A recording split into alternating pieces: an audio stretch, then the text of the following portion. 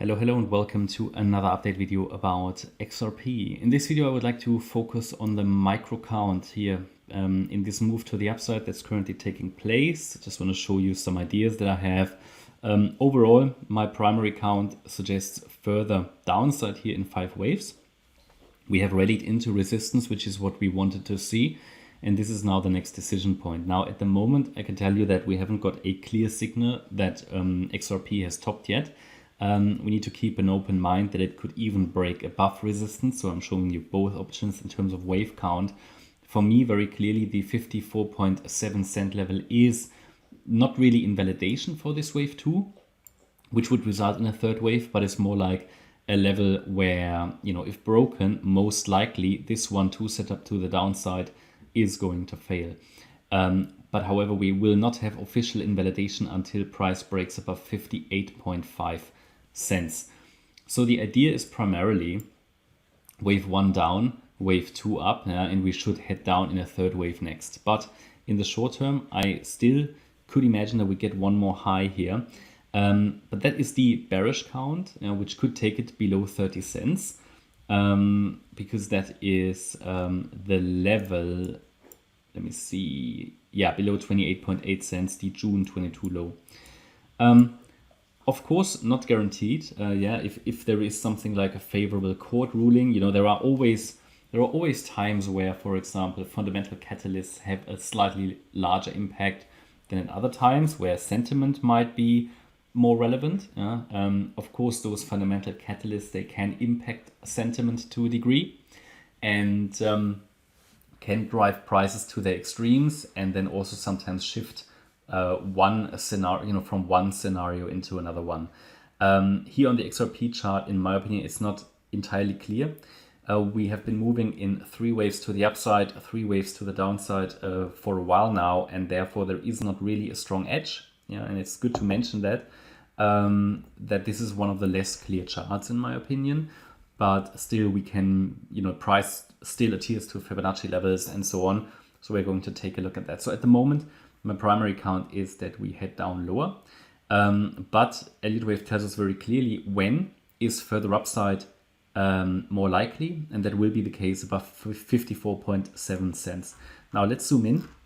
Oh, and by the way, the bullish count suggests here a 1-2-1-2 setup, which was one of the setups I've been talking about for weeks, because I did say that as long as XRP is holding the 40 cent level, further rising prices in a third wave, which would do this, are possible. And even likely, you always have a bullish and a bearish case anyway. In this case, probabilities are close together. It is, however, important to understand the relevant invalidation points and support levels for each scenario, and the 40 cent level was for the bullish case a very important one. Now, however, we are again in the next decision area, and I want to show you my suggested micro count for this move to the upside, which might help you understand my thought process more.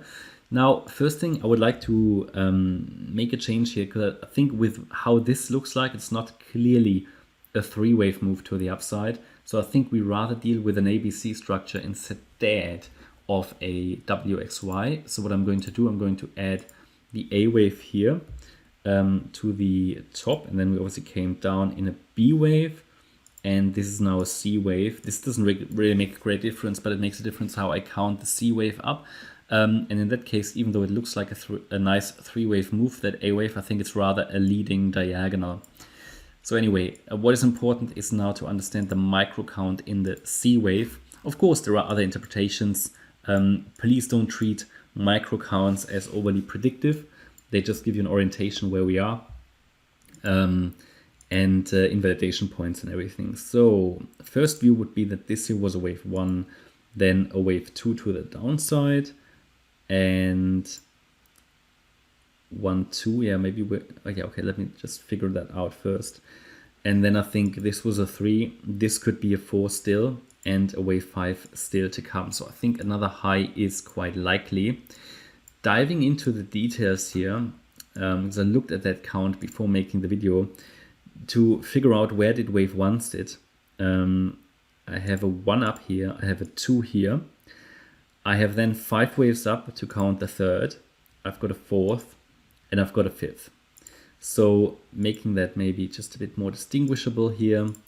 And you've got your 5 waves up in wave 1. It's actually countable quite nicely. Then, in order for this to work out to the upside, it's not a great count, but it is possible to count this as a W X Y structure where the Y wave was a triangle. That doesn't happen very often, but on lower time frames, certainly you can get away with it. And then here, what I'm looking for now is, and they are the two options, right? It could be that wave 3 here, wave 3 already finished, I think, yeah. And then wave 4 was this spike to the downside, and the wave 5 is already in. Because if I look at the micro, if we have here again a wave 1 to the upside, a wave 2 to the downside, a wave 3 to the upside, a 4 and a 5, that would have completed here a third wave, then a fourth and a fifth. The problem is that this fourth is not very, very reliable. It's very short, very shallow, and therefore I think I would be in favor of another high at the moment. But as soon as price, and we can now use the Fibonacci retracements to measure that, we don't want a fourth wave to break and sustain below the 50% retracement level. And it already touched it here. That was the 50-cent level. So what I'm going to do, I'm going to just add that support area to the chart now. The 50-cent level is very relevant for the fourth wave. It already was a deep wave 4. If price breaks below 50 cents, then I think we have first confirmation that we are in the third wave to the downside here. If price holds above 50 cents, I would be watching for possibly one more high. And to measure a target, we can take the length of waves. Oh no, we can just take the, first of all, we could take the length of the A wave, go to the low of the B wave. And well, the very first target was the 1-to-1 ratio. That's already reached. The 1.236 extension was in this case the one that price reacted to at 53 cents. The next target would be 55 cents. So I would say round about 45.7 to 55 cents is a likely target here for this move to finish. But yeah, it's just a suggestion for a micro count. I think it tells us one more high is certainly possible, if not likely, yeah, in the C wave before we should turn down, maybe even maxing out resistance here. But if price breaks already below 50 cents, then already the top was already in. That wave count exists as well as a possibility, and we just need to be aware of the relevant support level that if price holds, which is the 50-cent level, rising prices are still expected. Okay, that's my update about XRP. I hope you liked the update. If you did, please hit the like button, leave a comment and subscribe. And if you really like the content, then please check out the channel membership. Thanks a lot for watching. Bye-bye.